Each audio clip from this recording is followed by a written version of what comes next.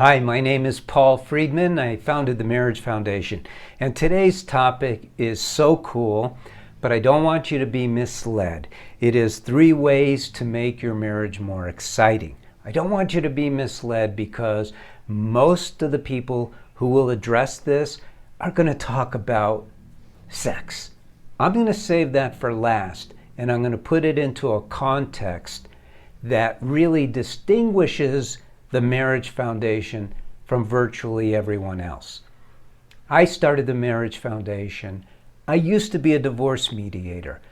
That was at the turn of the century. I always laugh at myself when I hear that because when I was a kid, that was in the 1800s, but now it's 1900s. And I got tired of seeing people end their marriages who really didn't need to. All of my clients came from the Western psychological approach to marriage, which is digging into problems, finding out what's wrong and trying to solve it, trying to understand people's issues and their labels. It doesn't work to do that with marriage. And so I recreated an approach to marriage that does work. And then in 2007, I created the Marriage Foundation at the behest of a fellow divorce mediator. Now, what's our difference? We're focused on today, tomorrow, and your future. You can't fix the past.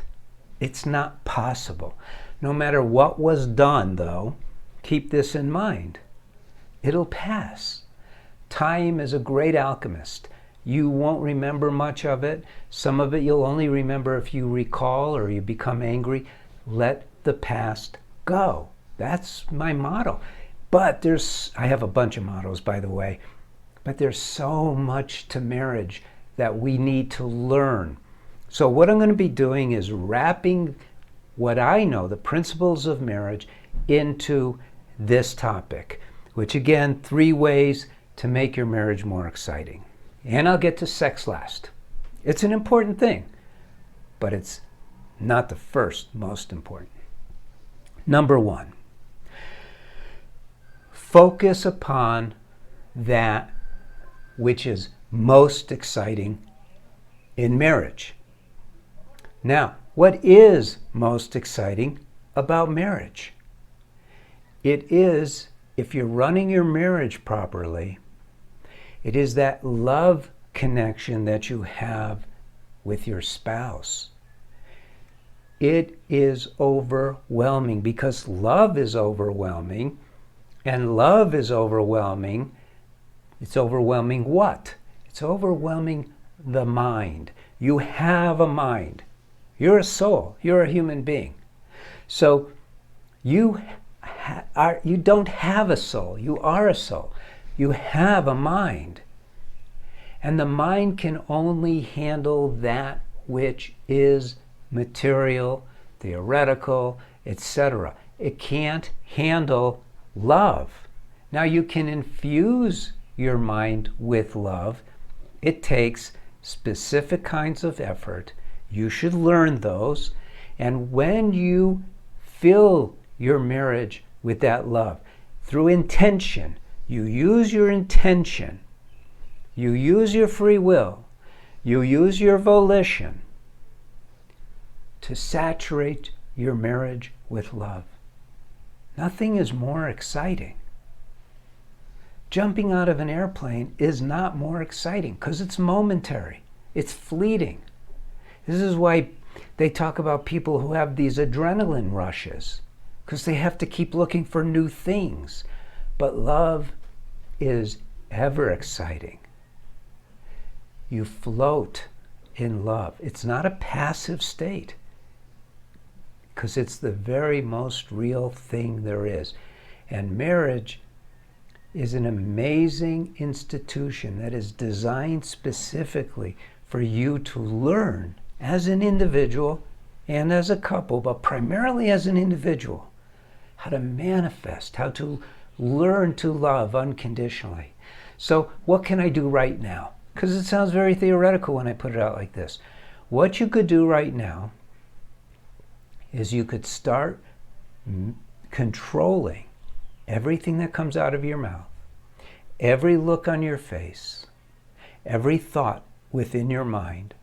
Start paying attention to yourself and make sure that everything that's coming from you into your marriage, in other words, towards your spouse, is filled with love. Now, you don't have to trust me on this. You could try it. And when you do, you'll be convinced. Now, maintaining that is a whole nother story. And that's why we have, well, the videos. You should be watching the videos so you could learn this approach to marriage. So subscribe. We have books. We have courses. Learn. It is so valuable to you, to your marriage. So that's number one. Number one is focus on that which is most exciting, the love, the love, the love of your marriage, your soulmates. Number two, always be positive. You know, when you're around, think about it. Maybe you've gone to lectures or the movies, and you come out feeling good, feeling uplifted, because you've just been saturated with an intended feeling. That feeling is usually a positive. You're feeling positive because your environment has been positive. So when you are positive all the time with your spouse, both of you will start feeling uplifted. It opens the door for love, which is the most positive, and it's exciting. And it truly is exciting. Some people may argue, well, that's not the right word. Yes, it is absolutely the right word. When you're in a marriage that is correctly being operated by you, it is so exciting on a constant basis that you almost can't take it. Got to try it. Number three, I told you I was saving sex for last because we live in a sexually oriented world, don't we?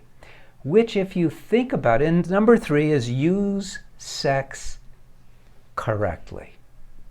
Correctly. What the heck am I talking about correctly? Animals, they use sex correctly in order to have offspring, right? It's part of the drive to survive.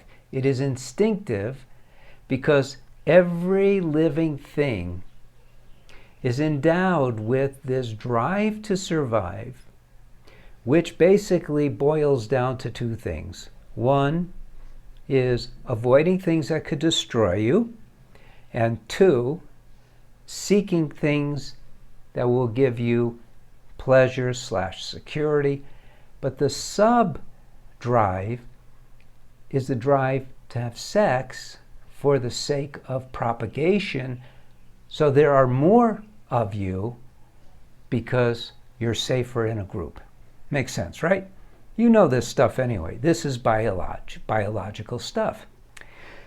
So if you're an animal, you may derive some pleasure from sex. Probably not. It's such a primal, instinctive thing.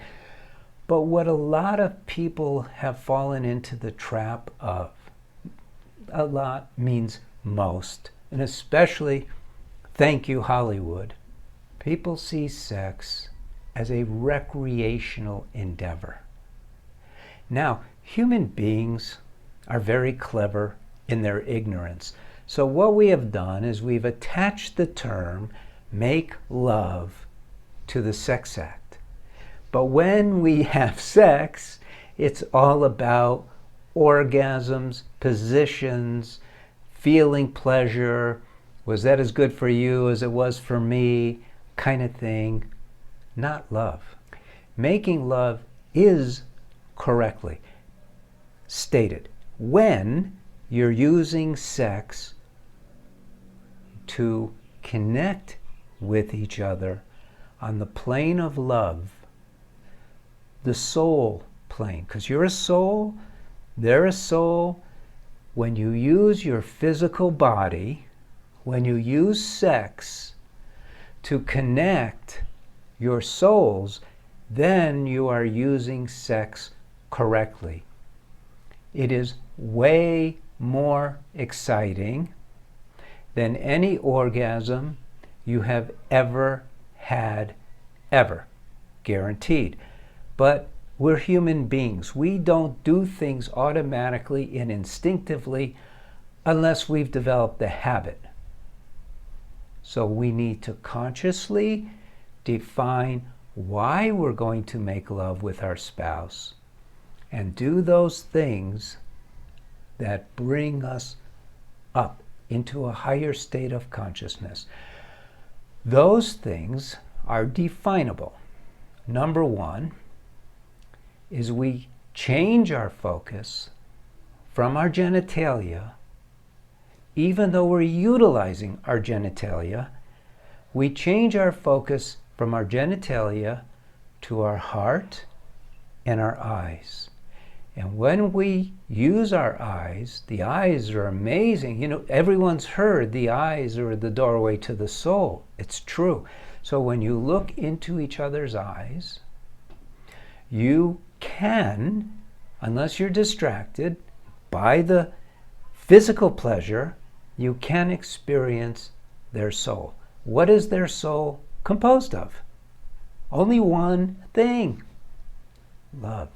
So when you connect with your eyes, you are joining truly in love. There is nothing more exciting. There's nothing more heart-fulfilling and even mind-fulfilling. It takes practice, takes knowledge, but these are the things that as human beings we have at our disposal, that if we don't utilize, we're crazy. Human beings are special. We're not advanced animals, as some fools like to suggest. We're a special creation. We're a special creation because we have a consciousness. We have free will. And we have the experience of joy, which comes from within.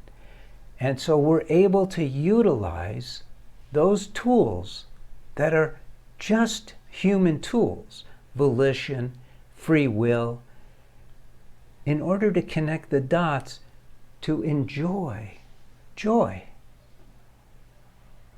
Animals get a little pleasure. They could sit in the sun, bask in the sun, they like it. But it's not the same thing as we human beings who are able to tap into our very soul. Marriage is the most incredible vehicle for connecting at the level of the soul and experiencing unconditional love. I do hope you watch these videos, subscribe so you watch these videos and you learn this stuff. It's great stuff, and it's not out there except for at the Marriage Foundation. Peruse our website. Join me again. I am Paul Friedman. I founded the Marriage Foundation. God bless you. Thank you for joining me, and take care.